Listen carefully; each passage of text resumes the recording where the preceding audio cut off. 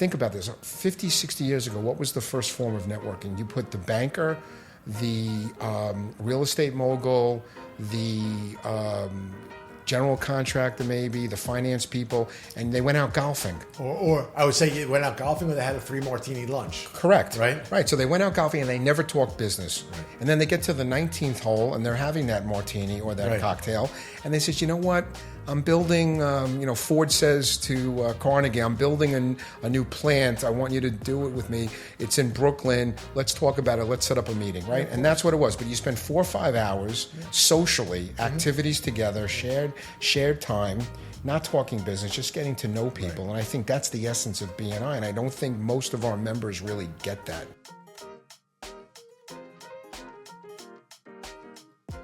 Welcome again, everybody, to the Zelnik Exchange. I'm your host, Cory Zelnik. Today, I have the pleasure of spending some time with an old and dear friend, Todd Cymbol. Todd and I go way back. I'll tell that story in a moment. Todd is a vice president over at Kensington Vanguard, and he sells title insurance. Along the way, Todd divides his time with BNI, one of the biggest networking groups in the world, quite frankly. He's a director at BNI and he runs multiple groups, and we'll get into it with him and he'll explain that to us and he'll tell us that whole story. But before I dive in with Todd, I just got to tell everybody how we come together again. Todd and I played basketball together about 25 years ago or so, and that was that. We had a mutual friend. We played pickup hoop, PS6 here in New York City. And then 25 years or so goes by, COVID hits, and I'm doing radio show appearances, WABC Radio with my friend Sid Rosenberg, and at the time, Bernard McGurk. And I'm sitting in my office. I was probably one of maybe 10 people on earth going to their office during the height of COVID. And my phone rings, and it says Todd Cymbol on my phone. He says, Cory, it's Todd Cymbol. Do you remember me? I said, of course. You're the guy who sells food. He goes, were you just on the radio with Sid Rosenberg? And I said, yes. And that led to a whole rekindling of our friendship, a lot of history. We'll get into some of it today. But that was a long-winded introduction, and I welcome my friend Todd Cymbol to the show. How are you, Todd? I'm well, Cory. It's nice to be here. I'm glad to have you. So let's we could start with your history. You're a piece goods seller in a garment center. You're selling food products. Give us, but let's not forget one thing. Right? I did forget one important thing. You're another kid from Queens. So we're Queens boys, and we have that connection as well. So, get us out of Queens. Tell us about the piece goods. Tell us about the food. Tell us the story of Todd Cymbol. I love that. So, yes, in Queens till I was 13. Whitestone, you were Bayside. Yep. I did have some Bayside friends, and I loved growing up in Queens. All my Hebrew school friends went to 209, PS 209. Sure. And interestingly enough, my junior high school was larger, almost double than my high school. And we moved this summer, I was 13, to Ardsley, a little town up there. So I was able to play a little basketball in high school to hone my skills. And I grew up in that nice town. That town led me to be friends with a gentleman who family owned an oil company. Okay. So in 1990, after college, I went into the oil business. That's what led me into the real estate business. Okay. So I knew a lot of landlords in Queens and in Westchester, as well as a lot of property managers in Manhattan. And that was sort of one of the entrees to get to the title industry about, I want to say, 15 years later. Okay. Nice. So you go from oil to real estate in some manner. Are you cold calling in the real estate world? Are you a real estate salesman? How are you playing this? What gets you into it? It's a good question. So back in 1990, they had a very strong customer base, and I was assigned a lot of clients. And as you know, real estate is very incestuous. So you meet the elder statesmen, the grandfathers, the fathers, and then the children. And I developed those type of relationships. From that relationship and through basketball, I met a gentleman who, through another individual, through networking, was owning a title company. And he wanted to meet with me because of my relationship in networking and my real estate background. So when you say networking, at that point, that's not BNI networking. That's just general, what some of us may even call Jewish geography type networking. It was Jewish geography. So this gentleman owned the title company. He was sitting across the table from a good friend of ours, attorney, and he called me up and said, listen, I hear you know him. Can you set up a lunch? Don't hesitate to drop names here. Can we? I wasn't. names. Okay, so it was Ron Fishman. Okay. Okay.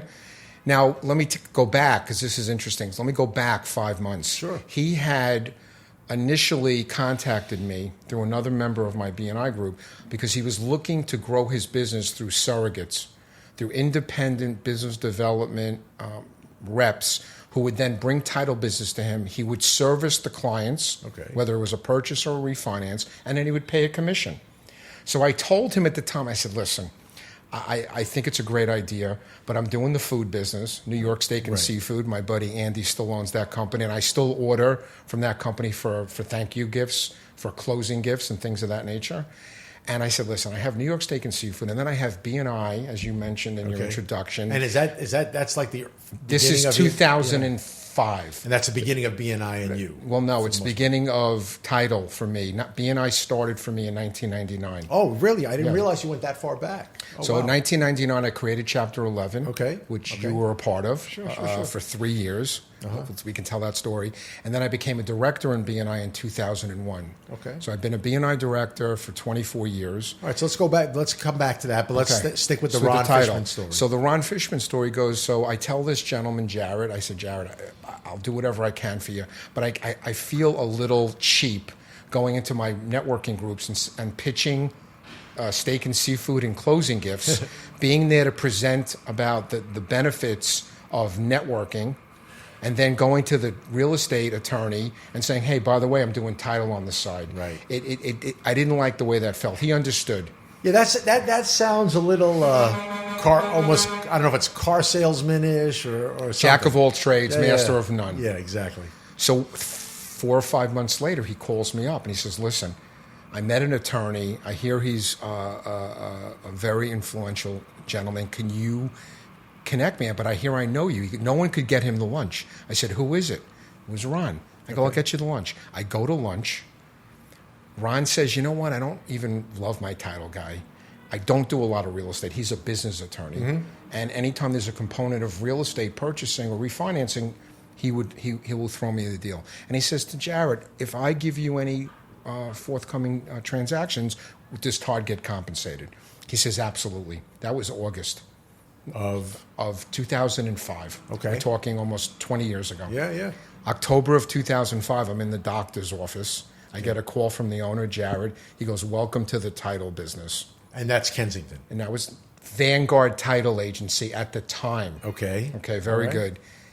And Ronnie had given me a very nice size commercial refinance. Great. So about 2-3 months later, I get a check in the mail. I had forgotten about it, Corey. Right. I look at the check, I go, I didn't do anything. And now, are you still doing food at the time? I'm still doing food, and I'm still doing a director BNI. Those are my grind. Those are my weekly, daily grinds.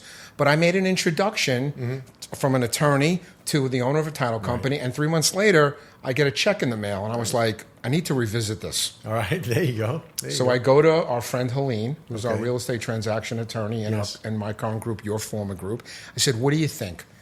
Well, I'm giving to this person and this person, and I started to investigate the title insurance business. Okay. And I figured with my 3-prong approach, which was BNI, because in every BNI chapter you have a real estate transaction attorney, you have a mortgage broker, you have a Manhattan real estate agent. In some groups you have a retail leasing specialist, you have a Brooklyn realtor. I said, maybe I have relationships. And at this time, title was not so popular in BNI Manhattan. Okay. A lot of the groups didn't have title. So I was able to go in and talk to those individuals without feeling affronting any of the title people, because I wouldn't do that. I want to respect. Right, so it was an opening. You took advantage of it. Right, and I wanted to respect the sanctity and the exclusivity of BNI, as you know, one person per chapter, per profession. So I start doing a little of that. And then let's fast forward to November of 2007. Okay. I go in and talk to Jared, and I wasn't, happy with my current situation in the food business. And I said, listen, let's talk a deal. Let's talk permanent position. And we worked it out, we negotiated it, and I was going to start in January, and then I decided to take a vacation. Okay. And my first day, I'll never forget this, Corey, it was the day after the Giants won their first Super Bowl of February of 2008. So now I'm in my 18th year. Stephanie just got more excited. That's one of the biggest Giants fans around. Okay. So I was up all night Sunday night, and my next day was going into Vanguard Title. Later that year, Vanguard Title Agency merged with Kensington National Land Services to come up with the name Kensington Vanguard National Land Services. Right. I don't usually say that. I usually say KV. That's fine. So that's how we came to that. So it was basically through our friend Ron and Jared's insistence of wanting to meet him, and our prior discussion and conversation about me doing a little business development with him. So that's how I got involved. And so how long, just a half step back, how long had you been in the food business?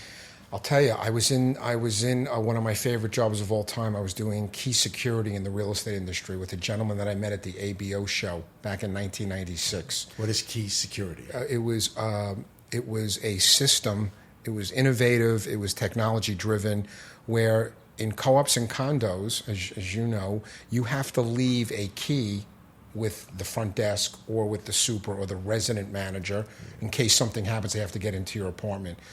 KeyTrack had this great product that allowed doormen to go in, and we could track the keys, and it was a great system. This gentleman was selling it. He opened up many companies.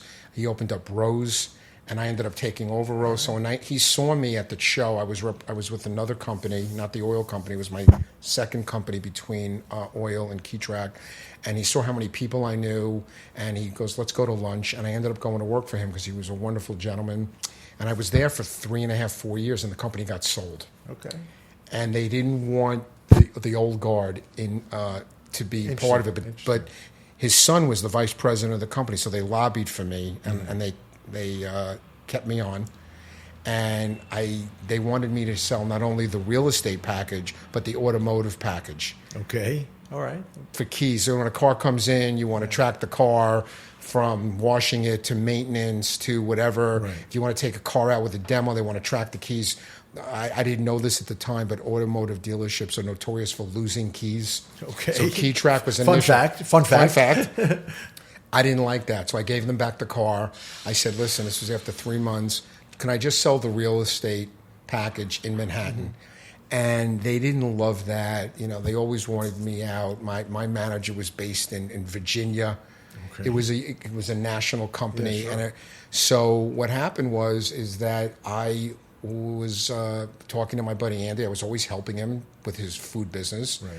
He didn't have a website. He didn't have a catalog. You know me to be a creative individual. So I figured, you know what? I have the real estate background for this. I have B&I. I said, let me give the food business a shot. Okay. And that's how it happened. Well, I think it's interesting. Your story is very consistent in that you're a salesman. And that's certainly not a knock. I'm a salesman today. You're a salesman today. I think life is an old friend of mine in school used to say life's a pitch, right? We're always pitching something, right? Whether it's getting a seat at a table at a restaurant or whatever it is, life's a pitch. But you're like the consummate salesman, and great, and you're great at it, you know. And you alluded to me being a member of yours at BNI for a period of time, and I really enjoyed it. And quite frankly, you pitched the hell out of me to join up. But you know, when I did, and so you're doing a variety of sales jobs over the course of your career, and you seem now 20 years or so, Kensington Vanguard, BNI, dual roles, I wouldn't say dual careers, but you know, dual things that you do well, and not a lot of people can point to doing two things well at the same time. So that's a credit to you. Thank you, I appreciate that. Yeah, and so. You know, the title thing, I get, you know, I'm in the real estate business, obviously, so I get that part of it. You speak so much in the course of our conversations regularly, of BNI. So just talk about the origin of BNI, talk about you and BNI, talk about what BNI is all about, because it is clearly a significant part of your day-to-day. And so, as they say at BNI, I remember, givers gain. So I'm giving you the floor. You're giving me the floor. So you know this because we've been good friends since you first came to that first meeting back in, I think it was February of 2021. Was that much? I thought it was earlier, just because COVID was March of 20, right? March of 20. So I know some months passed, but it was February of 2021 because your renewal, I remember this, was March, and you stayed for 3 years. Got it. Okay. And you came to, we were having a real estate visitors day, and if you recall, I invited my good buddy Jamie, who was in the business, and you had gone to our good friend Jamie. Jamie. You know something? I stand corrected. Jamie and you went to the University of Maryland, so there was a great connection there, and you guys, and that was a great meeting. But that was all Zoom. It was not team. We showed up in the Zoom room of BNI. Exactly. So let's traverse back. So in 1998, I'm doing Key Track. I'm loving it. Okay. And I go to a bachelor party. And there's a gentleman there who's doing property casualty insurance, and I tell him what I'm doing. He goes, Todd, I work with some big real estate people, and I have a feeling that if we sell them your key security system, I can lower their rate of their underlying policy. I go, wow, that's phenomenal. That is networking, right? Because that's a strategic alliance. Sure. This is before I ever heard of BNI. Okay. So I see him at the wedding. We start talking. We start doing business for about a year. I meet his senior VP, Stephen, great guy, and then I bring my gentleman in, Don, who lived in Massachusetts, who was running the whole Northeast for Key Track, and I was his Manhattan guy. And we have a couple of meetings, and we start doing business together. I didn't realize at the time that this guy Steve is in BNI. He never mentioned it. He finally tells me that him and two other gentlemen are leaving their group to create a new chapter. Again, I now know what that means now, 25 years later. Right. But back then, had you heard what BNI is? No. Did you know what it was? No. He goes, come to a meeting. Okay. We're going to try to make it real. What got me was we're going to try to make it real estate centric. Okay. And I said, okay, I'm in the key security business. This might make sense. Sure. I did not know what networking was. I didn't know what BNI was. I certainly didn't know about Dr. Ivan Meisner, who's the founder. So anyway, I go to the meeting and I meet Mike Brathwaite, who we know is the co-owner of Manhattan BNI, and he's the executive director. And I find it interesting. I said, okay, I'm going to sign up. And I brought 3 people to join as founding members, and we chartered with 16. Okay. While we're doing this, and we're meeting at a company called Bear Stearns, I've heard of them, which takes us back. It's on Park Avenue. The new president of this new group says he's moving to California 3 to 4 weeks before the official kickoff, and they don't have a president, and nobody was looking to step up. So I raised my hand. I said, I'll do it. I don't know what it entails. So I became president of Chapter 11. All right. I did it for a few years, took the group from 16 to 36, and then they offered me to be a BNI director in January of 2001, right before 9/11. And so now you become a director, so define what that means. So a director means I oversee a few different chapters in Manhattan. These gentlemen only own the Manhattan region. At the time, I think we had maybe 15 chapters around there. In Manhattan? In Manhattan. Okay. Now we have 46. Really? Our high water mark, I think, was 56 or 57 pre-pandemic. And every one of these has an average of how many people? I'll give you the numbers. The regional average right now is 24 members. Okay. The median, which I always like to look at for the groups that are underperforming, is 19. And we have as many groups at 19 or below than we do over 19. And what skews the number, why the average is 24, is we have some groups that one group is at 80. There's a group at 70. There's a group at 60. And where's 11 at? 11. We are now at 45, Corey. Okay. So we're the 5th largest, but we are the number 1 ranked chapter by BNI's key success factors, the metrics that they evaluate a group in terms of performance.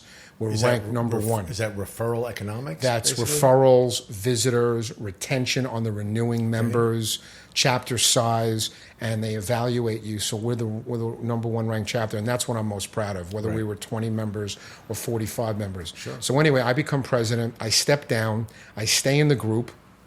And then back in August of 2016, our good friend Matt Keston, who's one of the best family lawyers in the city, who was president, said, Todd, I need to have lunch with you. So I go to lunch with him and Jim Lombardo, Okay. the financial advisor who's still in the group. And they said, listen, we need you to come back to be president because the group, we were down to about 22, 23, and we need you to right the ship. And I didn't know if I wanted to do it. Okay. Because I didn't want to feel compromised again. Right. You know, it's hard.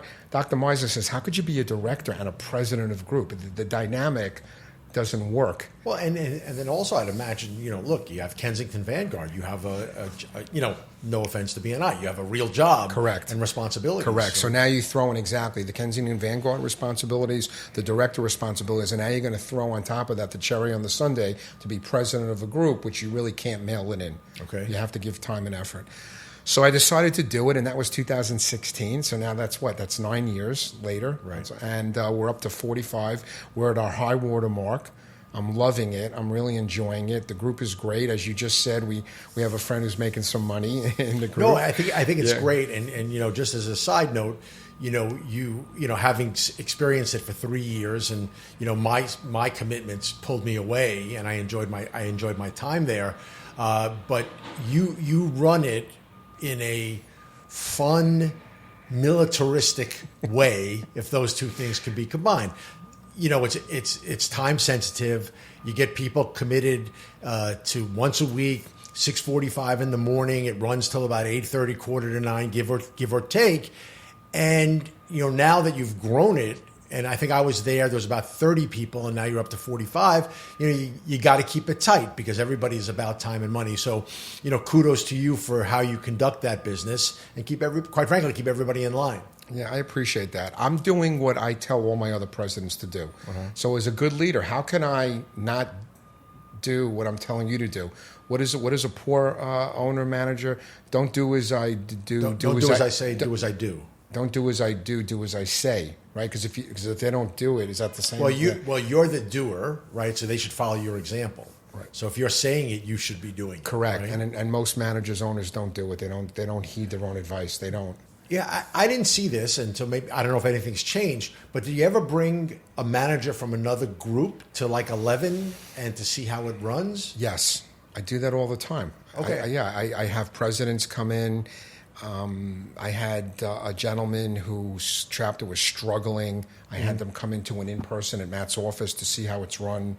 I've had people come in all the time to review. I've sent our deck, our PowerPoint deck, which coincides with our Zoom meetings. That's how you run the meeting.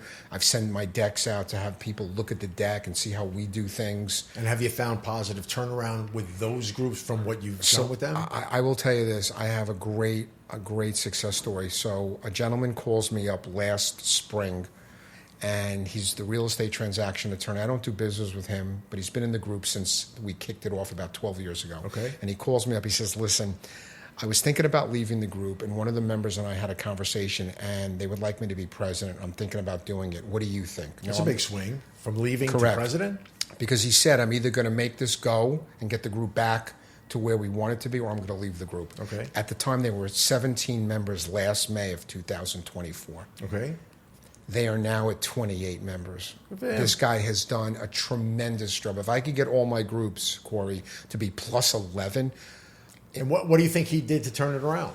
I know what he did. He has such a great way about him. He keeps the fun and the fundamentals. Okay. He keeps the structure, but he engages everyone. He includes the visitors. He makes everybody a necessary and welcome part of the meeting. And interestingly enough, unlike our group, Chapter 11, Millennium, where we meet once a month in person and then the 3 subsequent weeks on Zoom, they are strictly virtual. And it's harder to grow a group virtually. We have the numbers from the pandemic. Our founder has sent out the numbers. Right. The in-person groups get more visitors and add more members than a virtual group. Yeah. He did it virtually. So he's up to 28. And I'm loving his effort, his focus, his dedication. And every time he sends me an email, I'm sending it out to my other presidents to say, this is what Stan did. And do you ever think that he'll take it, if he's doing so well virtually, do you ever say to him, hey, by the way, what if you got in person? Maybe you pump it up even more. You know what? I asked him that question. You and I think alike. I always say that. He has a few members that they took during the pandemic that don't live in Manhattan. Okay. And don't even live in the outskirts. Like typically when when BNI was fully functional and blossoming pre-pandemic, people would come in, Connecticut, Westchester, Long Island, Rockland, Brooklyn, and they knew that was their in day because we were meeting in person. So I get up at 4:30, 5 o'clock, which you're accustomed to. But now it's a different story. So a lot of the Manhattan chapters are still virtual, and we're trying to get them to break. Right. But what they did was they took a member in from Colorado. They took a member from Florida. Right. One of the members came in from Europe, I heard. Right. So you're never getting them in person. Exactly. And I also think it's leadership. If the presidents and the VPs are happy virtually, then they're not changing. Sure. You know, based on your business, everything's done face to face, belly to belly, eye to eye. Sure. Is there a forthcoming grand ballroom party of all your chapters? Well, interestingly enough, this Thursday, BNI has their annual charity softball tournament in Central Park, which Chapter 11 is one of the 8 chapters participating. I'm very excited. That's been my focus for the last I wasn't even days. leading you to that, but that's funny that's happening. Yeah, so we're excited. We have. So what do you get? Is there basically a BNI field for the day or something? There's a committee this is their 10th year. This is only our 4th year that we've participated. Okay. We participated 2 years prior to the pandemic. Then they didn't have it for a couple of years, and then we came back last year. We had a ball last year. Okay. In any event, there is a committee. They're running it. They got 4 fields on the Great Lawn. Nice. And then we're renting out a bar on Columbus and 88th for the after party. So it's networking. There's a networking. Sure. You'll have 150, 200 people from all the largest chapters. Yeah. So we have people coming where I'm excited. I think that's what you have to do, right? You know this. Think about this. 50, 60 years ago, what was the first form of networking? You put the banker, the real estate mogul, the general contractor maybe, the finance people, and they went out golfing. Or I would say you went out golfing or they had a 3-martini lunch. Correct. Right. So they went out golfing and they never talked business. Right. And then they get to the 19th hole and they're having that martini or that cocktail, and they says, you know what? I'm building, Ford says to Carnegie, I'm building a new plant. I want you to do it with me. It's in Brooklyn. Let's talk about it. Let's set up a meeting, right? And that's what it was. But you spend 4 or 5 hours socially, activities together, shared time, not talking business, just getting to know people. And I think that's the essence of BNI. And I don't think most of our members really get that. Yeah, and we talk about this often in our world, in the real estate world, that we're not in the real estate business. We're in the relationship business. And you build those relationships up over time. Everything, and it's all cliche, our whole business is a marathon. It's not a sprint. Like you say, you go play the round of golf, or you go down to a Knick game, you hang out, whatever, and then something happens after that. And you have to remember that it's the small pebble into the lake, and it creates a ripple. And in time, things come back. And you have to be patient with everything we do, especially in any type of sales. So a lot of BNI history, a lot of BNI story. I love it. Just tell me, where is the title world these days? So the title world for me is different. Every salesman is different. You have some individuals in my company strictly do commercial work. They work with private equity. They work with hedge funds. They work with large banks. That's not my sandbox. Okay. My sandbox is a component of small landlords that own 6 buildings that need to refinance. They're not really actively looking to purchase. They'll look at deals, but not really doing a lot. They're happy with their little portfolio. And then I also have the BNI business. And BNI has been, as I say, very, very good to me, right? Good. It's mortgage brokers, mortgage bankers, real estate transaction attorneys, and then you get the one-offs from the real estate agents. And that's where my focus has been. And I'm thankful. BNI has given me a lot of business in the downturn. And right now I'm seeing some things really blossoming a little more than they are. Rates have inched down, as you know. The rentals are high. No, the rentals. I said rates. I meant mortgage rates. Yes, 100%. Right. So I'm seeing, I got a call as a primary example. This just happened last week, and this is a great BNI story. The new member of our group is the bankruptcy attorney. Okay. He's having dinner with a buddy of his, and the buddy says, I'm refinancing, because you got to call my buddy Todd. All right. He goes, what? I get a call on Friday. And you know how sometimes you get a call and they're not in your phone? Sure. Then you don't know what it is. And you should don't know I what answer it? Should I? Exactly. Right. Should I answer? Should I not? I picked it up. And he said, "Hey, Todd, it's Michael. I was told to call you. I'm refinancing. Can you get me a quote?" I said, "Sure." So I'm getting him a quote, and we'll see what happens. But that, in a nutshell, is BNI. I have people out there, Corey, and you know this, working for me, and I don't know where my next deal's coming from. And I love that you get these one-off calls, and you create relationships with individuals. But I wanted to say something to you because there's a great line that I say, and I always say, you have to be relational and not transactional. And I think most people are transactional. Yes. And I was like that, and I've had to have a paradigm shift in my thinking, and BNI has helped me do that. Yeah, because I think the culture overall has become much more of that, and it doesn't have to be a 3-martini lunch. It's a cup of coffee. It's I'm a big fan of going to meet for a smoothie and just shoot. What's the name of the place? Joe and the Juice, Joe and the Juice, whatever. Yeah. And just shoot the shit for 20 minutes and sort of get to the point, because everybody's time is tight. We're obviously in a time is money world and things like that. No, this is great. I love your whole story. That's part of why we're sitting here. Let's get on to some significant stuff. Don't know when this is going to post. It'll get up in the next few weeks.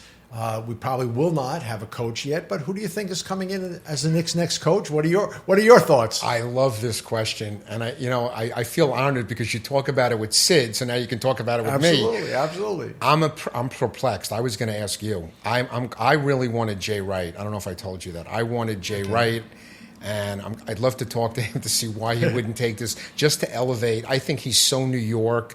The suits, the style. But the things that I've heard about him, to the extent that I've heard any more than you've heard, is the guy's very comfortable in his retirement, being on broadcast TV for the short time, and we know this. We're New Yorkers. We're lifelong New York Knicks fans. It's a pressure cooker. And I'll tell you something else which I don't like. We're getting beat up nationally. And I don't like that. The Knicks, it's different if it's the New York papers or something. Every show you put on, TNT, ESPN, Fox, they're killing the Knicks, and I don't like that. Well, one, we're big boys. Two, they've done it to themselves. To say that the first 2, 3, or 5 coaches that you're looking at are all under contract, what do you expect? Exactly. Now, there's another school that says some of that was smokescreen. Exactly. And so we'll see whether it's Mike Brown. What do you think about Mike Brown? Well, you got. Don't we have 2 Mike Browns? What are the 2 Browns? You're talking about the guy from Denver. Denver is Mike Malone. And Mike Brown is from Cleveland, and LA, Sacramento. Correct. I like him. I think he's done he's well. He's a defensive coach, if I'm not mistaken. No, and that's good. So I like those 2 things. The guy Jenkins, don't know that much. I think he had the ability to coach some talent, which was good for him, and he did well. So we'll see. I don't know. The dark horse, which will not happen, is Brunson's father. Matter of fact, I saw some rumblings in the paper that players are not that happy with Brunson's father even being on the bench. So that's a whole other story for another day. Right. So I think it's going to be interesting to see how it all plays out. I think that there are people out there. I think we're going to come up with somebody who's got some profile. We're not pulling the guy out of nowhere with like zero experience. It's just too much. There's too much heat when you hear. I agree with everything you said, but the reason why I said nationally is because it seems we don't have a plan, Corey, and that's. If you're the president, Leon Rose, and you follow the Knicks as strongly as anyone I know, you got to have a plan. You're running it like a corporation. Listen. I was no fan of Thibodeau, so I'm not crying spilt milk for him. But if you are going to let him go, you can't go to, like you said, one of those coaches that's under contract, because none of these teams gave you the opportunity to negotiate and talk to them. You led right into my classic cliche: proper prior planning prevents poor performance. Right? Do you know who said that? Thank you for the lead. Do you know who said that? I said it. John Wooden. No, that was not a Wooden quote. It's not a Wooden quote. You sure? 1,000%. I attributed that to Wooden. It's not John Wooden. All right, I'm gonna. Okay. I don't even know the origin, but it was told to me many years ago by someone I worked for. I always use it. Everyone knows me for that. But you're right. To go into this with no game plan, was very bizarre. I'm uncomfortable. I don't care what everybody says. Social media, national, this, that. People are going to say what they're going to say. Number one. Number two, if anybody gets the opportunity to shit on New York, they're going to shit on New York. And so that's actually a great point. Right, you just roll with it. I'm centric New York. Yeah, I'm focused New York, and I can take it. You and I are big boys. Yeah. We know that. Yeah. But I want them to be saying like that was a great signing or that was a great draft pick. And maybe they will. Right. And maybe they will. Yeah. Right. In the end, it's the end result. That's true. You don't want to know how the sausage is made. My question is, did you re-up your tickets already for next year? Oh, are you kidding me? They take my money. They take my money for next year before the first round of the playoffs start. I have my American Express card is an ATM direct to MSG. It's fabulous. They got a great system. Todd, I love hanging out with you. We're great friends. We're going to continue to hang out socially. I'm glad we had the opportunity to spend some time together. Keep an eye out. We'll have the Zelnik Exchange up there. I'm grateful to you for your time, and I look forward to doing this again one day. I absolutely would come back anytime you have me. This was a blast. Thank you so much for having me. So I'm looking forward to listening to it and sharing it with my downline. You got it. BNI, Todd Cymbol.